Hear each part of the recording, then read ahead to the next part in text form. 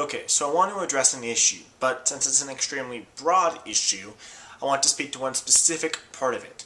So in order to do this, simply, I will first show a clip from an interview with Mr. Stephen Fry, a British actor and comedian, wherein he responds to the question, if God is in fact real, what would you like to say to him if you got the chance to meet him? Have a look. I'd say bone cancer in children? What's that about? How dare you?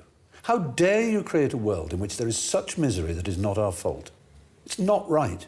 It's utterly, utterly evil. Why should I respect a capricious, mean-minded, stupid God who creates a world which is so full of injustice and pain? That's what I'd say. And you think you're going to get in on that? No, but I wouldn't want to. I wouldn't want to get in on his terms. Because the God who created this universe, if it was created by God, is quite clearly a maniac. Utter maniac. Totally selfish. We have to spend our life on our knees thanking him? What kind of God would do that? Yes, the world is very splendid, but it also has in it insects whose whole life cycle is to burrow into the eyes of children and make them blind. They eat outwards from the eyes. Why? Why did you do that to us? You could easily have made a creation in which that didn't exist. It is simply not acceptable. So, atheism is not just about not believing there's a God, but on the assumption that there is one. What kind of God is he? It's perfectly apparent that he is monstrous, utterly monstrous, and deserves no respect whatsoever.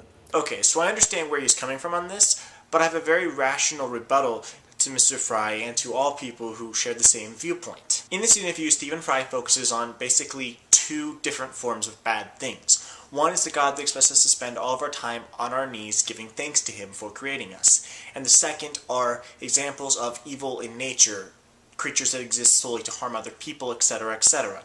Okay, so first to address the issue of a God expecting us to spend our whole lives on our knees giving thanks, all of that. I would argue that he hasn't read his Bible very thoroughly, because yes, while we are supposed to live lives where we are thankful for what he has done, our primary focus is not to be on our knees giving thanks.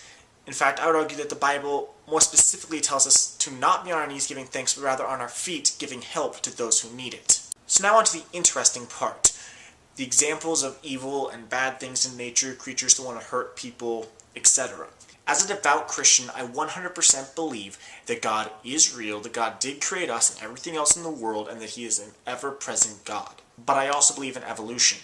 To refute the basic idea of evolution, of the evolutionary process, would be utterly ridiculous. We have fossils showing the proof of all sorts of different animals slowly evolving over time. We can literally watch different animals evolving over time, and we have different human skulls from in the past that show the evolution of the human skull over time. What science does is it says, grant us one miracle, and we will explain the rest of this, the rest of everything, which is fine, but what that miracle is that science expects us to grant them is that all of this, everything on Earth happened by accident, happened by chance, which to me is incredibly less likely than a God that set everything into motion. So allowing that evolution did occur and that it was set into motion by God would simply imply that those creatures who exist to burrow into the eyes of children, or just in general to cause pain to other beings, evolved that way through means of natural selection, were not created that way at all. Now, to appease those who believe that God created the earth in 7 literal days, I'll say this. I actually do believe that it's entirely logical that God created the earth in 7 days, the world in 7 days, people in 7 days, all that, and this is why. We can see in nature that all of the universe, all the world, is a never-ending cycle, including the evolutionary process, which is itself a never-ending cycle. Creatures consistently adapt and evolve over time to better fit whatever occurs naturally throughout life.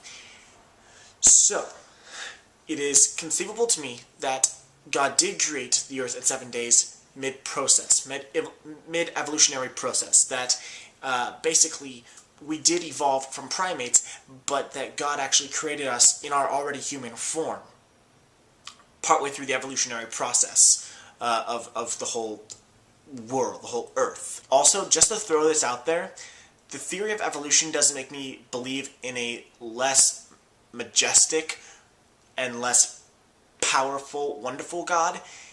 It makes me believe in that God more.